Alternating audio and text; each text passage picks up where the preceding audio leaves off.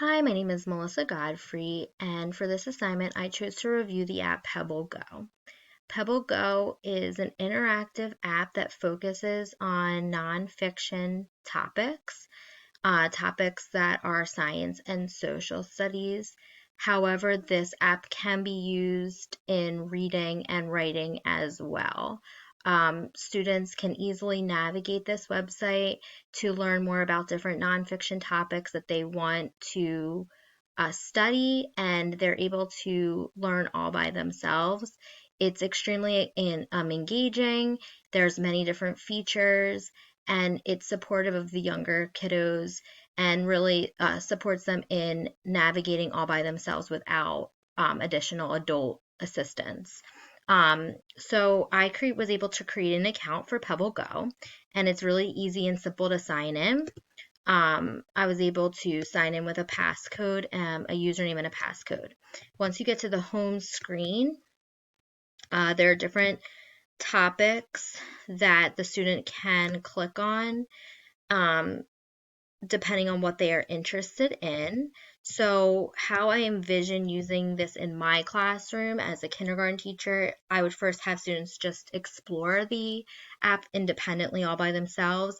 I would, of course, first explicitly teach how to do that, and then I would let the students explore. And then I probably would use this app during a reading rotation. So, during guided reading, when students are working in small groups, I would have students use this app as a choice when they go to the iPad station when they're working on their independent reading time.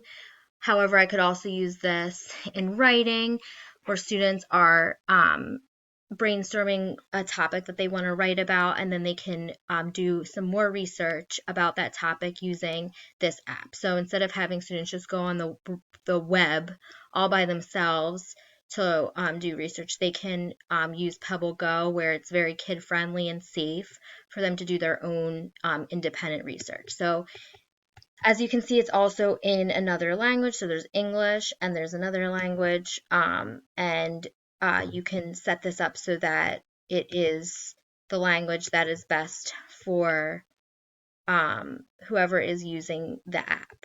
So if I want to study animals, or I want to learn more about animals, I can click on this animals tab here.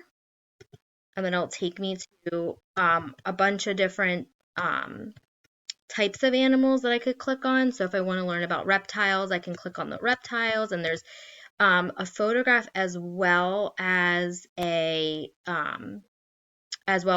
gives you audio. So if you slide over it, it will also say it so that the students can hear it.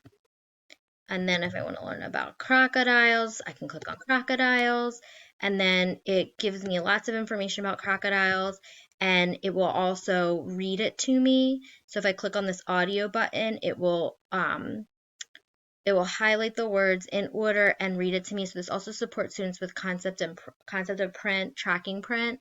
So if I click on this, it'll read this paragraph to me.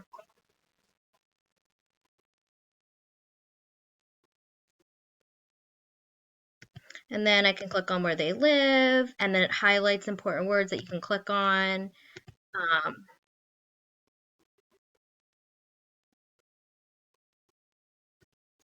And then I can click on media, so I can watch some videos about crocodiles.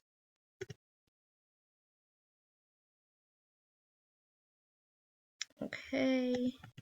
And then if I want to get out of this, it's really easy. There's an X right here. If I want to go back home, I can go back home. And then if I want to learn about something else, I want to learn about a different type of animal, I can go back. Maybe I want to learn about mammals and then wildcats. And if I want to learn about tigers, I click on tigers, and I can now learn about tigers. You can hear a tiger voice if I click on that button. I can watch a tiger video if I click on this button.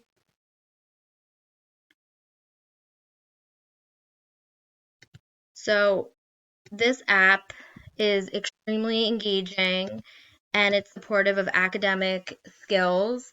and students are able to really explore on their own.